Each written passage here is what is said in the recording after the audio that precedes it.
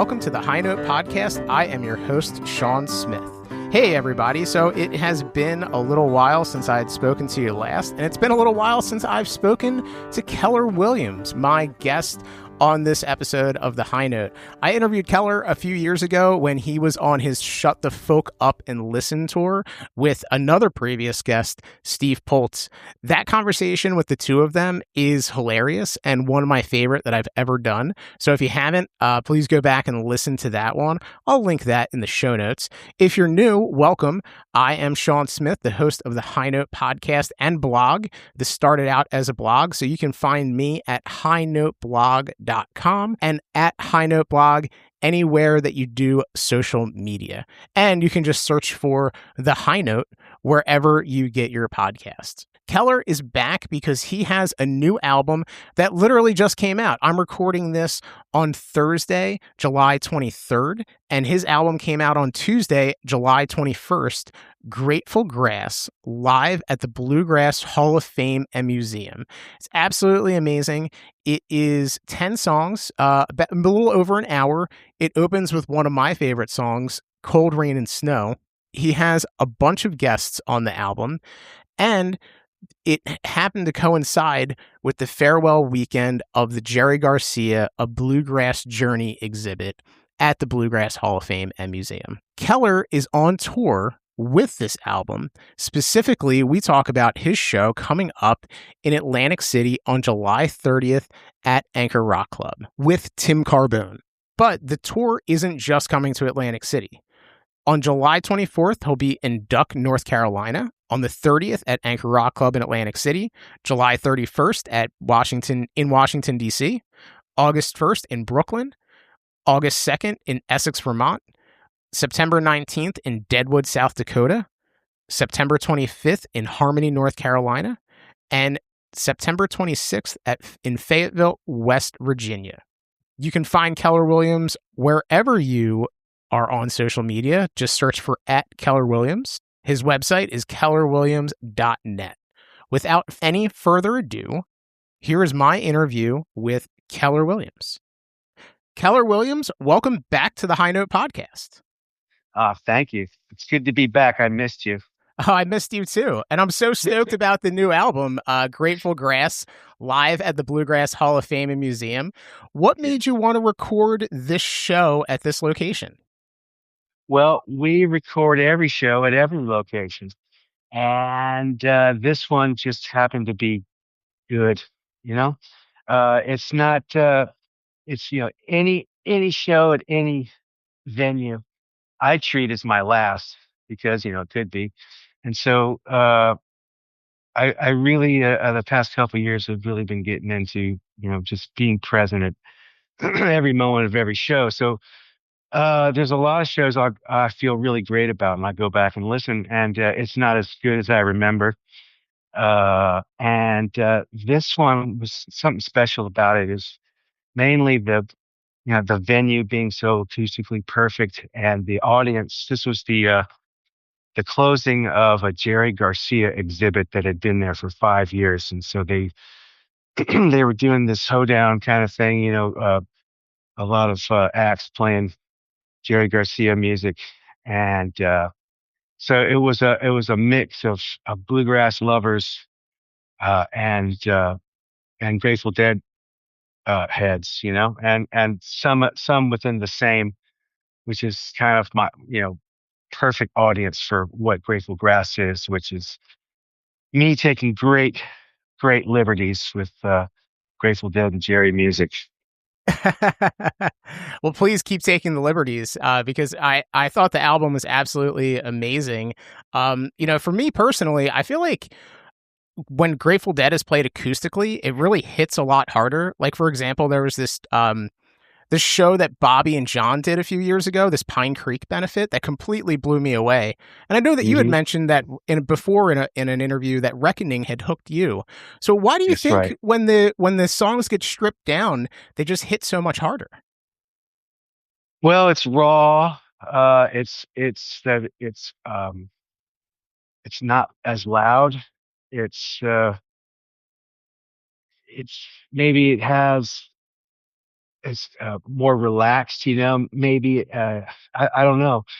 For me at the time, I was just really into acoustic music as a teenager, kind of going from black eye makeup music into into like psychedelic kind of thing, and acoustic was just kind of where my brain was. And then the Grateful Dead came into it, and then I just really started to explore that. So maybe it's that. Maybe it's um, kind of just less, and less can be more. And sometimes if that makes any sense. Yeah, definitely. And I completely agree. I kind of have the same background where I was really into punk rock and then like the emo thing came through and that was acoustic. And then somehow that led me to folk music and Bob Dylan. And then Mm. it was just on from there.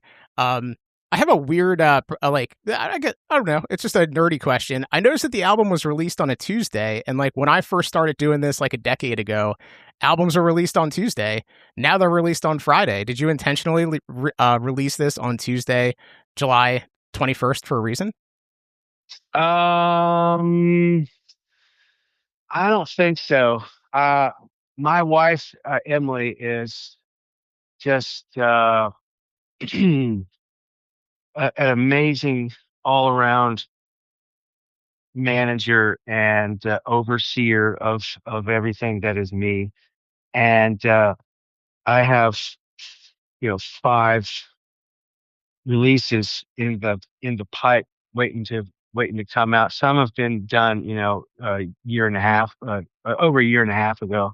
And so I just have these things ready to roll, and she chooses what gets released and when and how, because there's so much that goes into releasing something like well, for example, royalties, or registering the songs, and making sure that all the platforms are covered. And so it takes a long time to do that. So I'm not really sure if she had an actual point, but yeah, she remembers the Tuesdays. So it could be a thing. I could Cool. ask her if you. I could ask her if you, I could yell upstairs if you want. Only if you think it's important. And I don't want to bother her too much because I want to thank her for keeping us connected, which makes me and my audience very happy. Well, that's really great because I don't want to bother her either. Great. Let's both stay out of the doghouse. And Yeah. I was curious, how much had Old and In the Way or like Dell and Dog shape the way that you perform with Grateful Grass? Uh, I guess I think it's what got me into bluegrass as a kid was a band called the Seldom Scene, who originated from the Fredericksburg and some of the Northern Virginia area. And Jay Starling, who's a great friend and a collaborator with mine, he now plays with Leftover Salmon.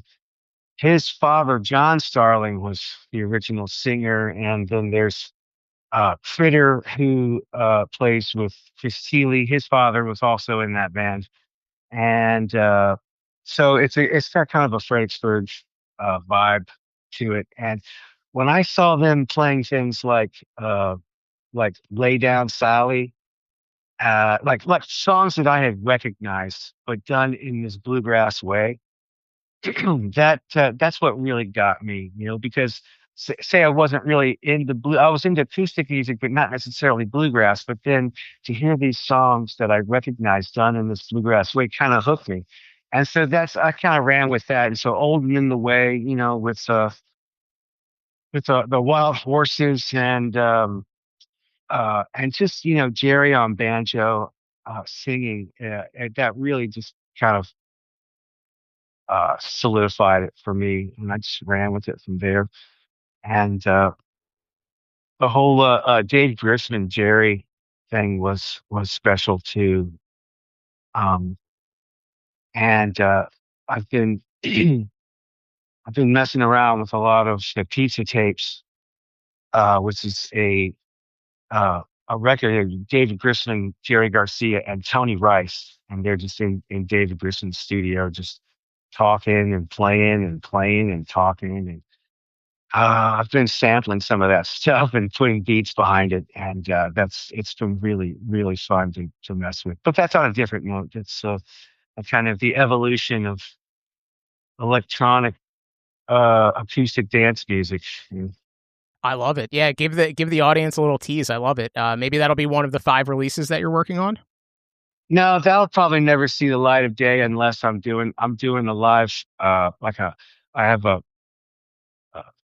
alter ego called Hobby Weird because of my weird hobby of creating dance music with my cell phone using weird samples. Hobby Hobby Weird, HOBBY Weird, and I'm still wrestling with the last name. It could be WEIR apostrophe D, but I don't know if my wife will allow that. But uh, so those types of mixes will see the light of day in that scenario, but I don't think they'll be released. Just for legal purposes. Sure, I get it.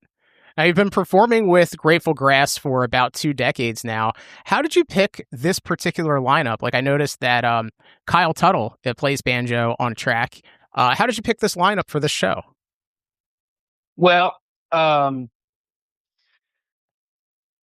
I guess right after Tom Petty died, I was approached by the Hillbenders, a band out of Missouri, and we ended up doing about 80 shows as Pettygrass. And these guys are great. They went around the world playing the uh, a bluegrass version of Tommy by the Who, and got noticed by Pete Townsend, and so they had experience, and we really had a great time with the Tom Petty material, and adding 3-part harmony to these 2.5 minute pop songs that everybody knows.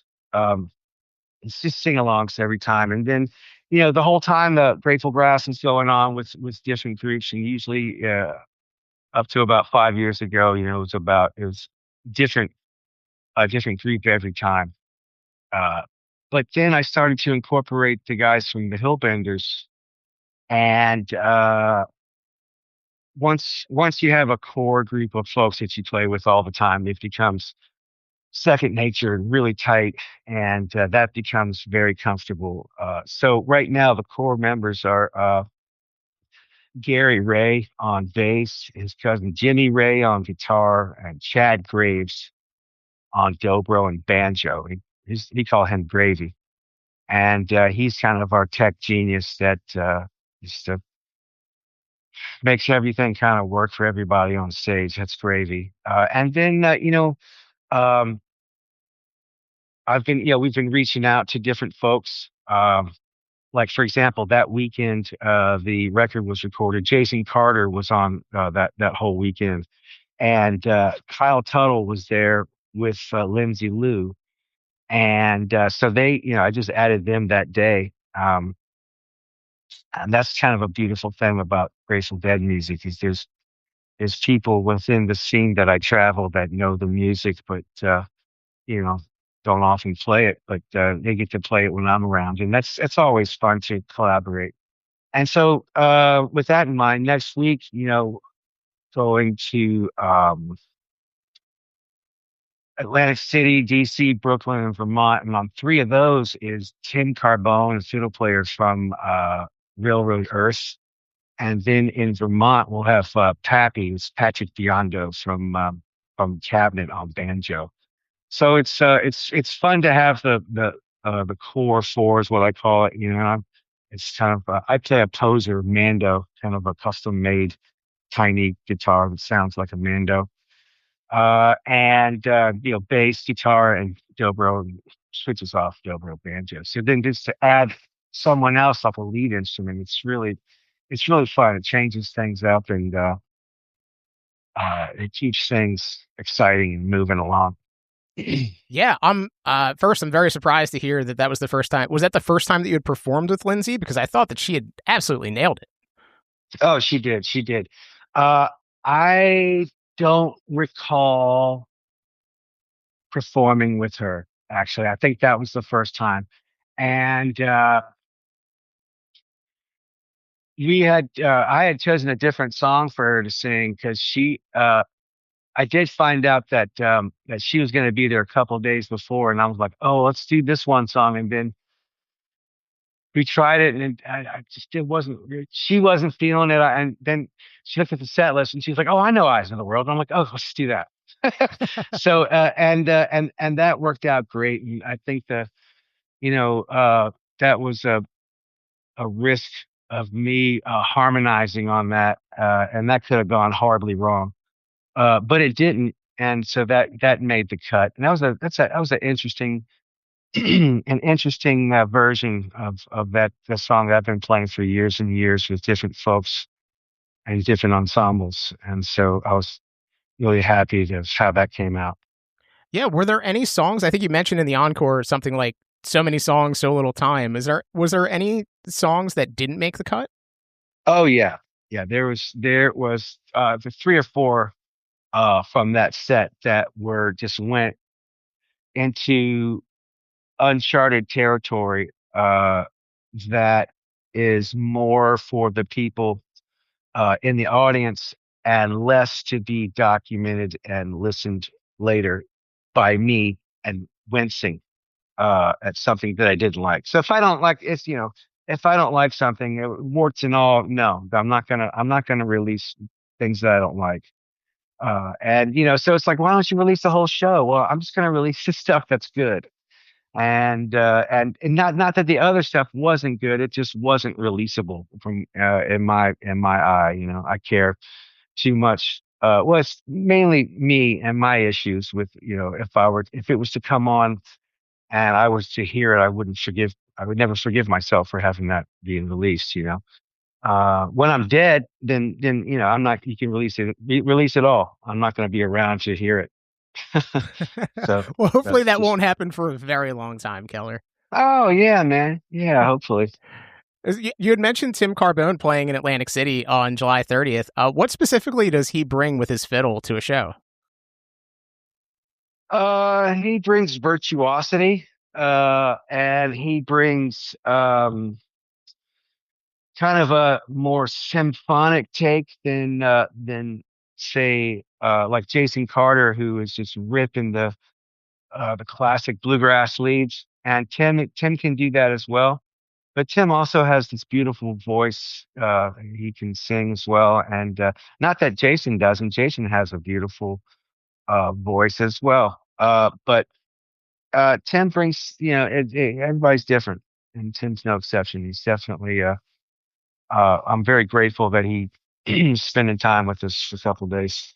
Yeah, I'm absolutely stoked. And I'm curious. Have you ever been to Atlantic City before? Yeah, I have. Yeah. Any good stories about? You kind of laughed about that. I know the locals want me to ask. What is your impression of Atlantic City? Oh, I love it. I always think about Monopoly, and I I love the lights, the casinos, of the fast, the movingness of it all. But it's never been, I guess, wanting kind of a jam band, acoustic dance solo act. It doesn't seem a place for that there. And maybe one day it'll change because I'd love to spend more time there. But I know Fish does well there, and but for someone like me, it's a tricky place to play, I think. And that's why I'm excited to play there again. I think the last time, maybe, was there a House of Blues there Yes. at one time? Yeah, so I think I played that once or twice when it was there, but I don't remember much else of other than loving the vibe there. Yeah, it's funny that you mentioned the House of Blues because I call Anchor Rock Club my favorite venue since the House of Blues closed. It's still around, but I saw like the Disco Biscuits there once 2 summers ago. They don't do like regular shows there like they used Right. to. But Anchor Hmm. Rock Club is absolutely amazing, and I think it's funny. We do have a very big jam band community. Actually, Goose just announced that they're doing Goose Miss December 11th and 12th, I think, at Boardwalk Hall, which is where Fish had played there before they did the big beach thing. Jeez. And it's funny, there is like the Venn diagram of bluegrass fans and jam band fans, and they kind of line up in Philly, they kind of line up in Philly, and then we get a lot of the Philly AC is 45 minutes from Philly, so we're kind of associated with that.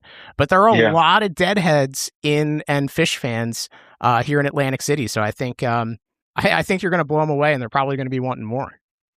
Nice. Are there any Steve Buscemi types around there anymore?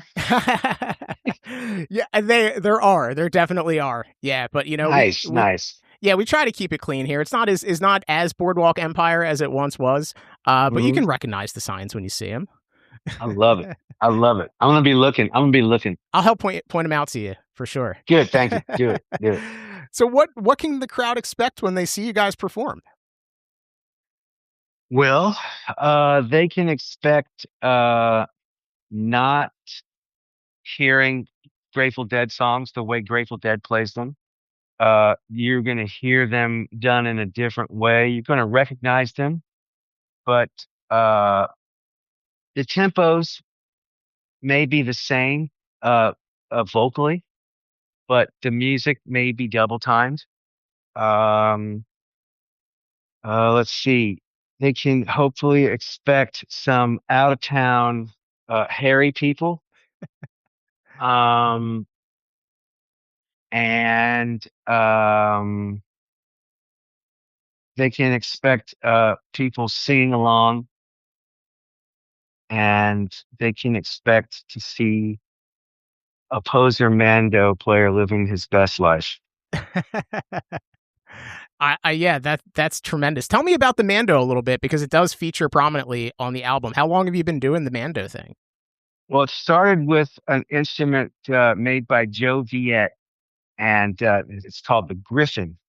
And it's a mini 12-string guitar. I believe Tacoma had made one as well, and I think Ricky Skaggs may have pushed it. But this was made by Joe Viet up in Woodstock, New York, and it's a mini 12-string, as if you were capoing a guitar up like 7 frets. So it's like tuned. The low string is D, and then the next string going down is a G, and then C and F. So it's a whole step low from a regular guitar tuning. So what I did when I had one of those was just take off the top 2 courses, say the B and the E's. And then I was just playing, bar chords on the bottom, and I could play it like a guitar, and it's, sounding like a mandolin. So I had the guy Andy Chase, who was working with Joe at the time. I had him make me a custom instrument that has a neck that just has those 4 instead of the Griffin neck, which was like a mini 12-string neck, but with only 8 strings on it. So it's kind of it's a custom instrument. It kind of looks like a lute or a mandola or a bouzouki, but it is actually a poser mando. And I have a new one coming that's actually an F hole shape, and that's been in a year making. I think he started over, and it's But this instrument is very project specific. That I play mainly with Keller and the Keels, Larry Keel, Jenny Keel. That's where it originated, and then it just kind of picked up in Grateful Grass as necessity, because uh, one, I love playing it. I have it's like the bass is the kick drum, and the poser mando is the snare. So I had this love for percussion, and kind of use instruments as percussions, when they're together. And plus Jimmy Ray is a fantastic guitar player. I think way better bluegrass picker than I am. I'm more of a bluegrass lover than a picker. But when it comes to like Mando, I feel like I'm on top of the chops. The snare hits, and so it's just works out great. And I'm grateful that that people buy tickets to this and allow me to continue to have a good time on stage. Absolutely. And with all of the wonderful instruments that you have on stage, I thought it was interesting that you chose to do a vocal instrumentation on Cold Rain and Snow. Is that something that you had always done, or was that new? I've always done, just like as a solo act, playing the music and then singing the melody. You know, that's been something I've always done instead of playing the melody without a music backups. It's just something.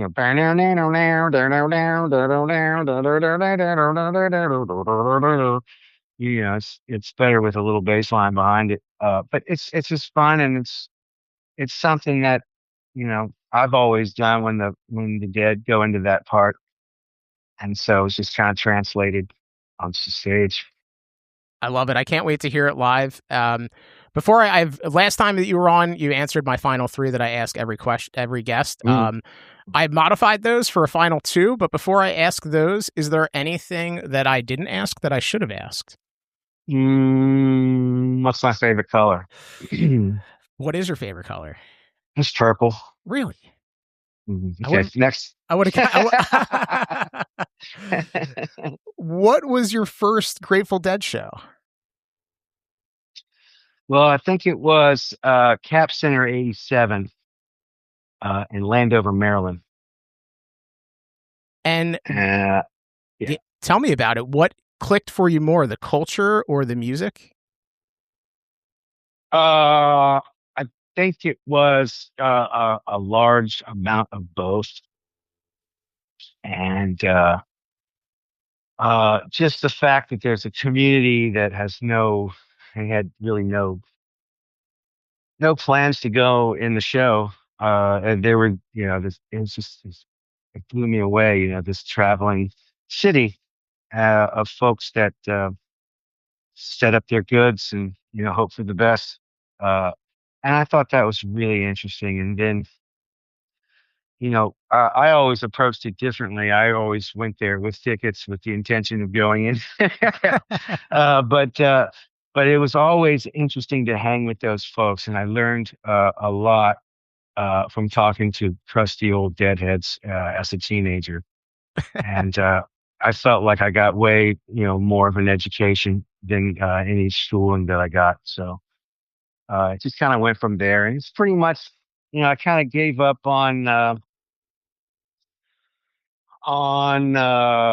like work and school about 1993. So up to about 93, I was doing probably like 5 or 6 shows every tour. Spring, summer, fall.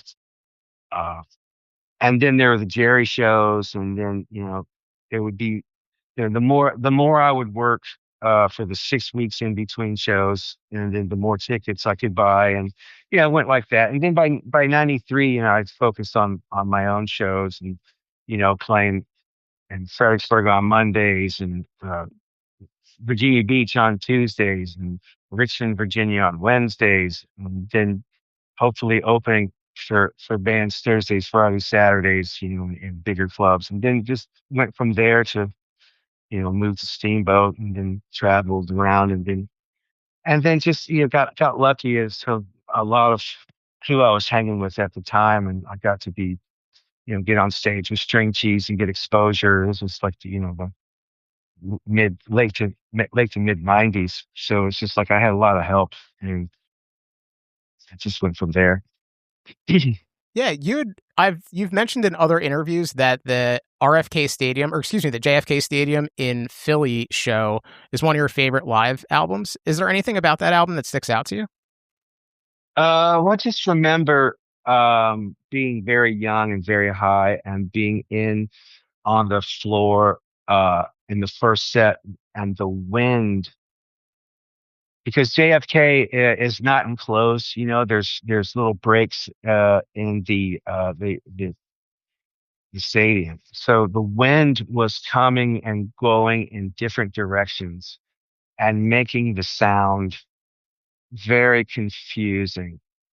Sometimes they would blow away, like towards the stage, and then the sound would really decrease, and then it would blow to the side, and it was just bizarre. And I remember going up into the stands in the back and really feeling the power of the music without any of the issues of the wind on the floor. And then later to listen back, that show was pretty special, and you can almost hear Jerry smiling. Uh, at least I do. So, That's and beautiful. it's just one of those things where I think that was the first. I was 19. I guess I was 19, and that was the first of like a 6 or 7 show run. From there, I jumped in the back of a truck and went up to Giant Stadium the day before, set up my tent, stayed there for 3 days, and then went from there back to RFK the day before, stayed there for 3 days, and then went from there to all the way to Deer Creek in Indiana. It took about 2 days maybe a day, 2 days to get there, and then from there to Alpine Valley, and then I hitchhiked back. So it was like this really special time in my young life where I, uh, from what I had learned from all my crusty teachers, uh, was that I was in the right place at the right time, and I need to celebrate this because it's just going to get shitty later. And right now, I need to know that this is the best time of your life. You're the healthiest. You're at your prime. And so I absorbed that. And so that JFK show was like the first show on that run. So it's kind of like it en- encapsulates this vibe that I held forever. Incredible. Talk It, about being present. That is absolutely amazing. yeah, My yeah. last question is, what is your favorite song that the Dead have covered? We already talked about Cold Rain and Snow, which is one of my favorites. Another one of my favorites is Going Down the Road Feeling Bad. But I'm just curious as to what one of your favorites is. Valley Road, strangely enough, by Bruce Hornsby. Oh, That's always been kind of, it's Bruce Hornsby. It's kind of has that 80s vibe. Bubba da, bubba da, bubba da.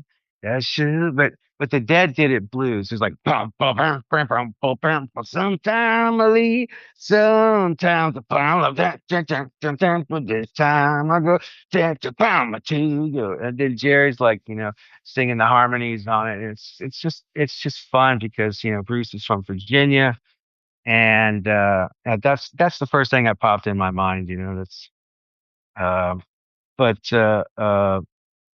Rain by the Beatles. I thought that was cool. Um, Quinn the Eskimo was always a great encore that everybody freaked out on, myself included. But just the few versions of Valley Road, I think that gets me off. oh, that's great. That's totally unexpected. That's a great pull. And I also love Quinn the Eskimo. And like when they started doing Dylan stuff, kind of like in the 90s, I guess 80s too, after they did the Dylan and the Dead thing. I always think they Mhm. do a great job with Dylan tunes. But I think a Yeah. lot of people do a good job with Dylan tunes. Yeah, Memphis Blues was always pretty hot. Uh, Queen Jane, I would always, go to the bathroom on. I wouldn't go to the bath. I wouldn't pee on the song. I would leave and then go to the bathroom and know that it'll still be there when I come back, and I'll be able to whistle it in the bathroom. But that's maybe that's what some of those songs are for. The set break is so confusing and popular and line inducing that it's really important to pick a song to to leave and then come back to avoid. Or some people like the chaos. There's been nights where I kind of like zip through the crowd. That's great. I also like to avoid the chaos, but sometimes the chaos is great. One of the first Fish shows I went to, I was in line in the bathroom and I just heard people complaining about how much they hated the band, and I'm like, Mm. "What is this? What this culture is all about?" And it's changed a whole lot since then. So this is the Yeah, high note. We keep people it positive. Yeah, fish shows can be confusing like that. So, Keller Williams, your new album, Grateful Grass, live at the Bluegrass Hall of Fame and Museum, is out now. Your tour. You're going to be in Atlantic City on July 30th at Anchor Rock Club with Tim Carbone. Is there anything else that you want to plug or mention? Well, there's a couple records that are pretty interesting that I think are fun to check out if you haven't yet, and that's one that I did with Gib Droll. It's called Droll, and it's predominantly a instrumental album, and Gib Droll produces it and plays, and we both play on it, and then Gib kind of like took it under his wing and did kind of a what I think like a Brian Eno kind of influenced producing job on it. And there's also a record that I made myself using two CD players called Perps, and that was the product of 2022, and the big changes that I went through on that year, and that was kind of like a document of that uh, thing. And that's also primarily a instrumental record as well. So those two records are very proud of that. We didn't really push, and I didn't really need to push them. I just needed them to be out and for people to hear. But that's it, you know. And then there's a release that I have done that is called Friends, and that is cherry picked DAT recordings from like the 2012, 2013, 2010, and then there's a few from like 2019, more recent stuff. But it's probably a 2 hour type of release of all live stuff that was recorded live by Louis Gossain, my previous sound engineer, tour manager. And that's going to come out one day. And then there's a whole record of original songs that are kind of silly that I took the kind of hobby weird approach and created beats and played over top of them. And that's the vocals on that are kind of cryptic and interesting and more of a dance vibe. So that's another one in the pipe. So it's just something to think about that there's going to be releases coming from me for the next couple years that were recorded a couple years ago. I can't So wait. it's that. And I hope they bring you back to Atlantic City as well. I hope so too, man. It's drivable. Anything that's drivable for me is a-okay. Awesome. Well, Keller, I'll thank you so much for your time, and we'll see you. Hopefully, the whole city is going to come out on July 30th at Anchor Rock Club for your show with Grateful Grass and Tim Carbone. Nice. All right. Well, thank you so much.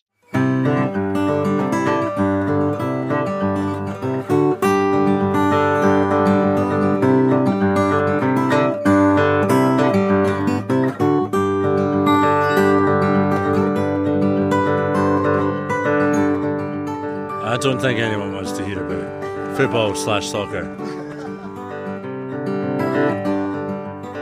Oh man, I'm stoked. I'm in the parking lot of a 7-Eleven in El Cajon, California.